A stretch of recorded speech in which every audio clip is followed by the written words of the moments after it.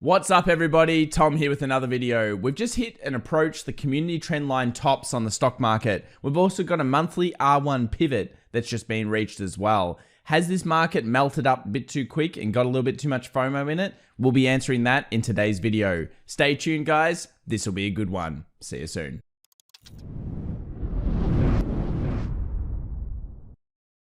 Alright guys, well here begins our market recap for the markets closed 8th of November 2021. And in today's video, we'll be covering our thoughts on crypto markets right now, stock markets, and of course Tesla, Apple, and commodities. In terms of what happened over the last 24 hours, Tesla is the biggest story that most people are discussing. Elon Musk came out and said in a Twitter poll, you guys decide whether I sell a portion of my stock or not. Twitter decided yes. And what happens? The stock goes down. Is it a blip on the horizon? We'll be talking about that soon. Other big notables were that the FANG was fairly lackluster while semiconductors clearly performed outrageously well. And that's been multiple days now of semiconductor strength. Let's take a look at the indices. Russell 2000 was leading early, 1% up. This is our favorite index at the moment. We demonstrated that early last week with the big breakout that was occurring. And the Russell 2000, 0.47% up by the close of the day. NASDAQ down 0.12%. And in after hours trade, all indices have now slipped. And we'll be talking about that very, very soon because there could be a little bit more of a dip than some people expect. Maybe over this week. There are several reasons that we'll be demonstrating throughout today's video to really discuss that fact. Semiconductors here, 1.8%, XLB, 1.29%, and utilities, consumer discretionary, bringing up the rear. They were the weakest sectors for the market day of trade. As we mentioned, Elon Musk has decided he will sell 10% of his stake in Tesla. This is, of course, due to the Twitter poll that he put out there. And look, we can come up with a whole bunch of different reasons. I'll let you guys discuss what your reasons or thoughts are about Elon and why he's doing this. But realistically, if you sell 10% of your holdings and you're a major stockholder, that is going to rattle the market. Longer term, I don't think it's that big a concern. But shorter term, look, that's why it's down a bit. And some people were expecting upwards of 10% downs. I think that Tesla's done so much, it's due for a bit of consolidation here. Hopefully we get it consolidating or even pulling back slightly, because while you might not want that as a holder, we don't really want it going off into the stratosphere either, because as we know, that leads to the almighty blow off top, and then that creates a dead cat bounce, and then that creates many months of pretty weak action in the stock. And that's what we saw really in 2021 as a whole. In terms of earnings beat data, we always look at this from the fundamental perspective. 72% beat, so still above our magical 70% overall beats in the season. That proves in some ways that the fundamentals are really stacking up with the current technicals of the market. Beats 1,179 and misses 468. And I know a few of you in your comments say, Tom, this market, it doesn't stack up to any fundamentals. What the hell are you talking about? Look, we've got to go with what the market's currently seeing, yeah? So if the 70% plus beat rate is held, then realistically, it's still pricing in exactly where it's kind of being at right now in terms of trade. That's how I'm looking at it. I know the PE ratios don't make sense in many stocks, or even the PS ratios. PayPal here, we have after the close, that was a pretty good result that came out for that, or at least a result better than the current price action. You've seen a few other results coming through. We've got Palantir, which had some strong price action through the session. We did a live chart analysis of that in our stream just before. Subscribe if you want to follow our streams and come to the close sessions each day. And then we have Neo, Coinbase, some that people will be watching, and of course Disney a little bit later on the week, SoFi, and a few others. So they're still in earnings. Remember, there's still big stocks coming out, and this is partly why the market is staying so resilient. Remember, earnings is kind of like that whole big buy the rumor, buy into the concept, and then after all the funds had, after all the earnings are had, maybe sell a little bit off after the big funds come out of it, and then resume the trend as long as the earnings held up. And that's kind of the way I always approach the market. When you have other earnings periods and the market goes very, very strong, it generally leads in pretty well. Then it weakens a little bit after, kind of finds, I guess, a happy equilibrium, and then it kind of moves up after that. So it really is that buy the rumor, buy the fact to a degree, but then straight after that, facts come off and a lot of the shines come off, the market goes back to being technical. And that's why I actually enjoy when the earnings season is over. If you're a technical analyst, more than a fundamental, you actually kind of hate earnings season because earnings can create a lot of instability in your TA, whereas afterwards you can get a lot more clarity and you get a lot better trade positions. So let's talk about where we are in terms of the market, where we are in terms of just general retail sentiment and sentiment across the board. Well, of course, we're in extreme greed, and this is not new. A week ago, we were in extreme greed, reading 77 here, and a day before that, we're at 85. So we'll just keep ticking up here on the extreme greed ratings. And I think one of the biggest things that we're seeing here is that we're seeing an increased number of calls and less puts being put in the market. Now, for anyone that understands options, basically the more people that open calls, traditionally people think that is a bullish sign. I'm a bit counterintuitive across the board on that. I believe that if there's a lot of calls being opened, then really that probably shows a lot of FOMO and a lot of retail getting a little bit over leveraged. And of course, when we hit key technical levels, that's one of the signs we want to see because it shows us that Wall Street's ready to have a little bit of a dip, pull it back, make sure all of those calls expire worthless, ideally, because they're usually short dated. Remember, most retail traders trade about 1 to 2 weeks in options. Let's see. I want to know what our big brain traders in the comment section down below. Are you a 1 to 2 week options trader, or do you trade a few months worth of options expiration? I'm really interested to see that stat. But because most people trade very short dated, that's why these dips are often very short lived. They don't go for very long because they expire the options worthless and then move on to the next level. In terms of oscillators, we're well above the 80. So this is certainly one of those levels where if you take all of those readings together, you bring them into one, it's showing that we're getting into that extreme territory of a bit of FOMO, a bit of greed, and we might dip back around. Now, a lot of people say, oh, that means we're going to crash. Whoa.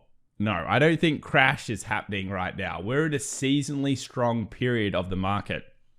The Season X shows that. And in general, markets very rarely crash. They correct or dip, but crashing is very, very hard to call. You're basically an extremely good person if you can always pick the crashes. And they usually happen once only, 7 years to 10 years. It takes a very, very long time, and an epic crash can take a lot longer than that.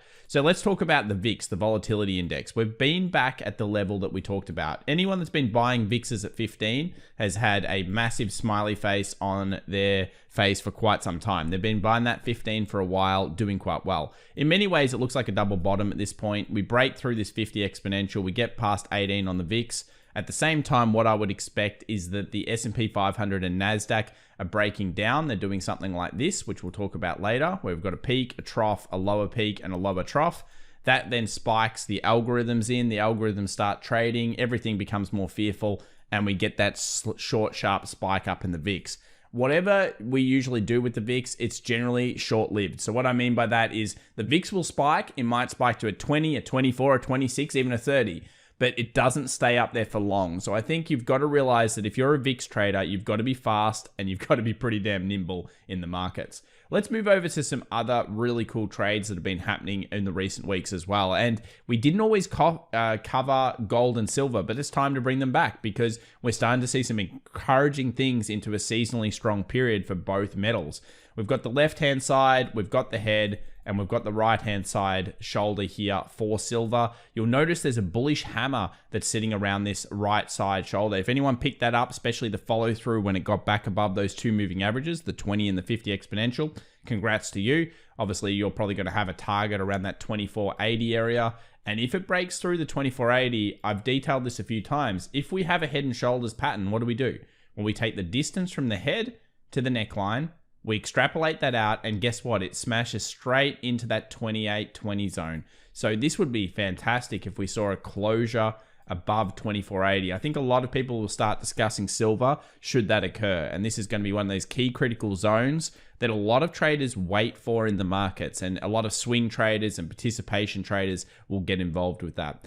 A similar type of things happening on gold, and I've detailed this a few times now as well. We do expect, these end of November, December kind of pickups have been pretty legendary the last couple of years. The seasonals have been strong, and this is not good enough just to say, oh, I'm going to go trade the start of December and be successful, because we know these are just stats. But when we can bring together technical reasons, we bring together a solid kind of thesis or basis for that trade, then it can become a lot stronger in terms of the seasonal with the technicals. You're bringing together a very good story. So we have a resistance here that we've had for, wow, I don't know, half a year. We've been sitting here waiting for this 1830 area. And these are some of the key zones. I just set alerts.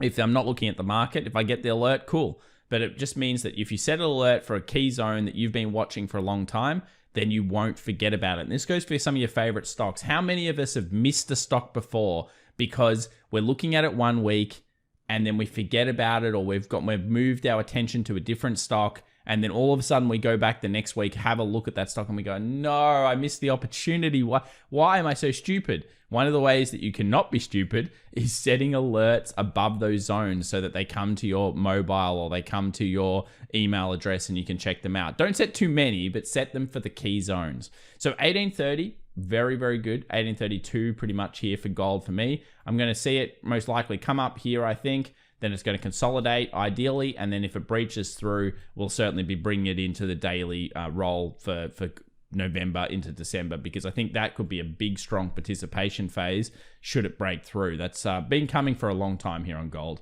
We'll talk about Tesla now, and Tesla comes back to the 4-hour 20. It went through our little 2-hour 20 because of the Elon Musk news, went straight down, then came straight back up into it. And because it was the previous support, dynamic support, it became dynamic resistance for the trade day and then sold off a little bit off that zone. Look, I think here for somebody like a Tesla trader, they're already very, very happy with where it's gotten to. I do think that there could be a bit of a pullback here. Now, whether it comes back to the daily 20 now, or it kind of hovers around this zone and consolidates for a period, all of those types of ideas would be fine. It doesn't look like we've got a blow off top at this stage. And a blow off top generally is where it kind of drops huge and then instantly kind of bounces back up, usually dead cat bounces, does this, and then slowly grinds lower. And we have seen that on Tesla before when it's got very volatile, e.g. over here, it dropped heavily, came up, and then ground around for a while. So I kind of think that we could be in these types of scenarios. Ideally, we're not in this, and we don't want to be in where we've moved too far away, so then we start to decline for maybe a 6-month period. That would suck for a lot of Tesla traders. So at this stage, we're still cautiously optimistic. You look at things like the weekly, there are more, I guess, negative signs coming in after that initial move, but there's still very good supports. I mean, a lot of people are going to look at this zone and say, I'm waiting for that 900.